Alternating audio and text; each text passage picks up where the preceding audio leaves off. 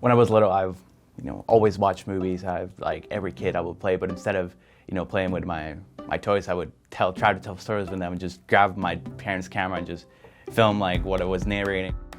I came to Canada when I just had turned 14. Robert Bateman having both athleticism and the arts and as well as the academics, that kind of really drew me to the school, especially the broadcasting program. I think things in the curriculum needed to change because it was based on an old model, Industrial Revolution, kids in rows, teachers teaching content, where now kids have the content readily available in their phones and their computers. So just providing them with different ways to learn. With broadcasting, the whole goal of producing content weekly, it's to celebrate the students and all the achievements of the students and just showcase all the events and everything that happens here at the school.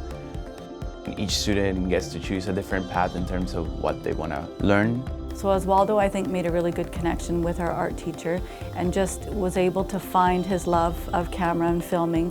So when you walk into a classroom, you're seeing kids in groups, you're seeing teachers walking around, you're seeing kids doing different types of projects, not everybody sitting in a row with a pencil and just filling in a sheet. It's a project-based environment, so you go up or you follow this pad making different projects, following tutorials, and just then submitting them and getting graded by the teacher, and everyone can just set it at their own pace. So inquiry-based learning, I think specifically to Oswaldo's project, the teacher worked with the kids to come up with the inquiry question together.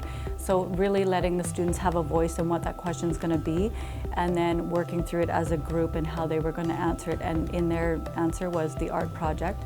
So just, again, having students know that they can have a voice, and that when they provide their voice to the teacher is going to listen and they're going to work through it together and come up with that question. So one class that really impacted me was art activism. Set out to tell the stories of the refugees that have come to Canada. So they were forced out of their homes, out of their countries.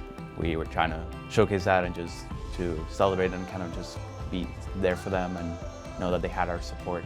In the past, they weren't connected so much to the global world, where now they are, and they really want to make a difference.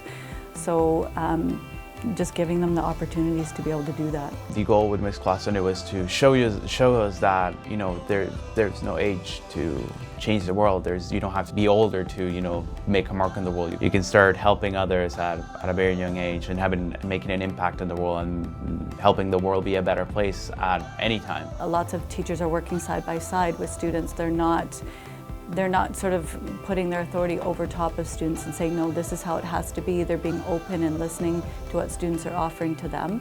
And in that is creating a whole new environment in the classroom. So next year I'll be going to the television and video production program at BCIT. It is a 2-year diploma and I'm really excited. So if kids are that excited about what they're doing, we're doing something right. I certainly feel very lucky to have been here because it's not something that a lot of people can experience.